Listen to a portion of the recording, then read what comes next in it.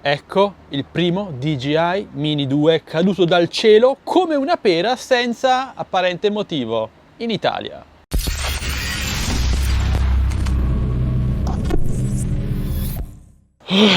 Ragazzi, sono davvero sconfortato. Dietro questa foto si è scatenato su Facebook un vero e proprio putiferio. Un Mini 2, il nuovo drone della DJI sotto i 250 grammi, precipitato senza apparente motivo a circa 60-70 metri dai piedi del proprietario. Ora, io non sono qui per difendere DJI, Xiaomi o qualunque sia l'azienda di turno, non mi pagano, quindi non ho nessun interesse nel farlo, ma se mi seguite da un po' di tempo, lo sapete anche voi, ho testato negli ultimi anni centinaia di droni, ho visto migliaia di droni volare in mano ad altre persone e ho assistito a decine di casi simili a quello che vi ho mostrato e di cui vi sto parlando. E proprio per la mia esperienza posso dirvi che un buon 96-97% dei crash senza motivo dei nostri droni in realtà un motivo ce l'hanno ben definito e prende il nome di pilota inesperto, come in questo caso. Ovviamente con questo non voglio affermare che i droni siano delle macchine infallibili, anzi tutt'altro, come tutti i prodotti elettronici, che sia un drone,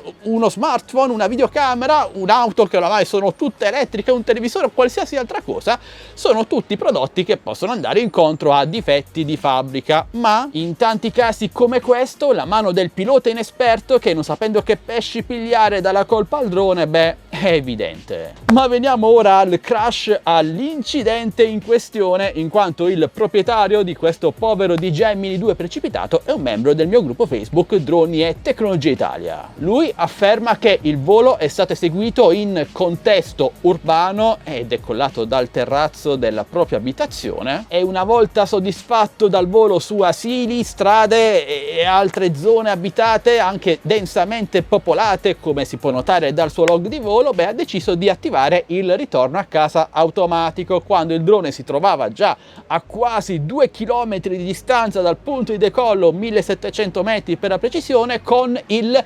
30% di carica residua. Ora, il DJI Mini 2, come anche il precedente modello, per una questione di sicurezza avvia automaticamente l'atterraggio automatico e non si può annullare quando la batteria residua è pari o inferiore al 10%. Quindi capite bene che rientrare da 2 km di distanza con un 20%, ma nemmeno di carica utile, è davvero un suicidio per quanto riguarda questo povero piccolo drone. Anzi, più che suicidio direi che è davvero follia. Infatti il log di volo che potete vedere in queste immagini indicava batteria in stato critico già a mezzo chilometro, a 500 metri di distanza, e lo ha ripetuto più volte fino a quando il drone non si trovava a pochi metri dal proprietario, all'incirca 70-80 metri. E proprio in questo momento, quando il drone ha iniziato la fase di discesa, che sappiamo tutti essere una delle fasi più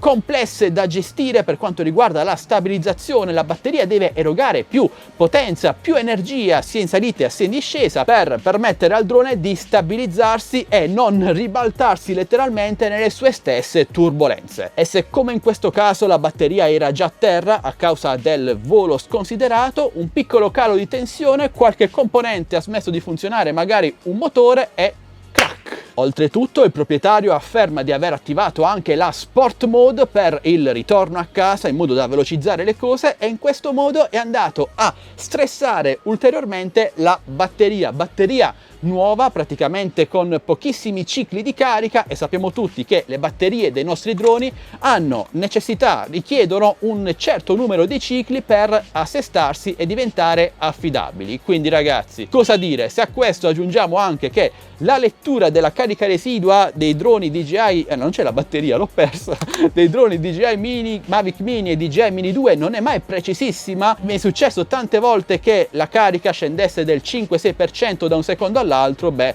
capiamo bene che il problema non è stato dovuto al drone ma a un volo sconsiderato, magari frutto dell'inesperienza. E a questo punto devo aggiungere, e magari sarò cattivo nel dirlo, che il proprietario deve ringraziare che il suo DJI Mini 2 non sia precipitato in testa a qualcuno, in quanto volava in zona urbana, praticamente in paese, in città, su altre case, su altre persone, ed è precipitato quando lui era sul terrazzo di casa. È precipitato, penso, per strada da qualche altra parte, e lui è dovuto andarlo a recuperare. È andata davvero bene, è andata davvero di lusso, come diciamo da queste parti. Altro che pretendere la sostituzione del drone da parte di DJI, ringrazio davvero che non ci siano stati dei danni ancora più gravi. È davvero importante imparare a pilotare un drone prima di spingersi in queste avventure. Che sia anche un piccolo drone sotto i 250 grammi come il DJI Mini 2, questo non fa